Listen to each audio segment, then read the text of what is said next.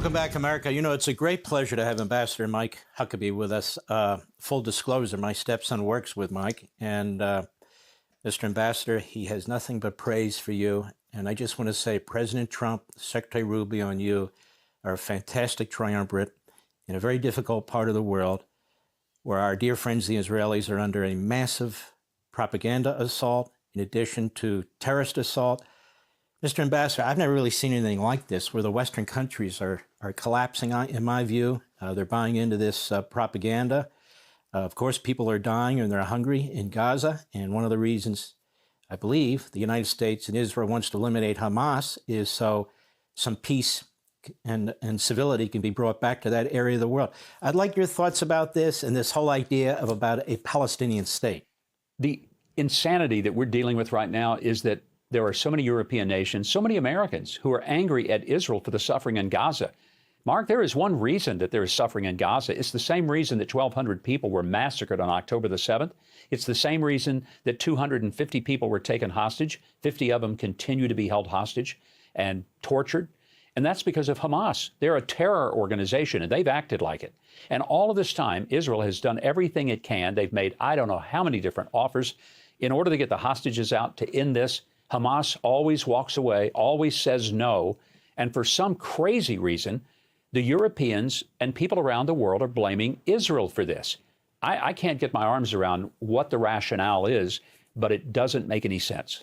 You think the media play a big role, the Western media, the American media? Because I'll tell you, Mr. Ambassador, I have report after report. It's available to the whole world by professors, by think tanks, by media organizations that are not part of the corporate media, explaining exactly what Hamas is doing to the food and the water and the medicine, how they're killing their own people.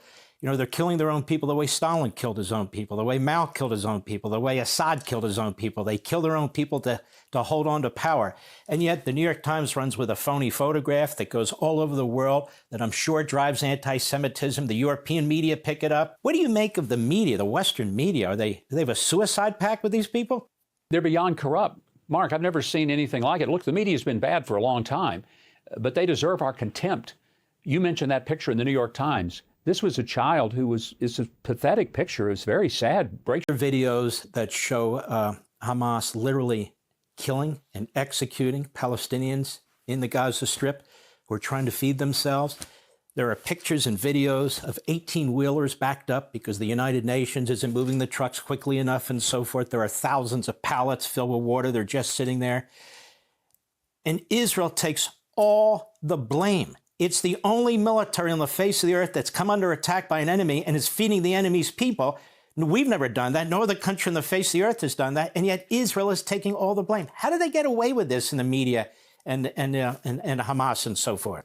And you want to ask, how come the Brits are so critical of Israel? I don't remember the British feeding all of the Nazis in World War II and feeling it was their responsibility to do it. I don't remember the French doing it hard, but the truth is he had a birth defect. That's why he looked like he did. And the fact is the Israelis, the New York Times forgot to tell us this, they actually made it possible for this child to be transported to Jordan to be put in a hospital to get medical attention. Now, a couple of days later, they came back and they admitted, well, this person really wasn't hungry or starving. There were other pictures that media outlets sent, pictures of showing a child that looked emaciated, but standing next to his mother, who was anything but emaciated. In fact, just to be charitable, she was quite well fed. Nobody made the connection. You don't have to be Columbo like some detective to figure out that somebody in that family is eating, and to say that the whole of Gaza is starving to death. That picture proved the opposite. You know, Mr. Ambassador, there are videos of Hamas terrorists in tunnels bragging about the food they have, holding it up and showing it and so forth and so on. There's other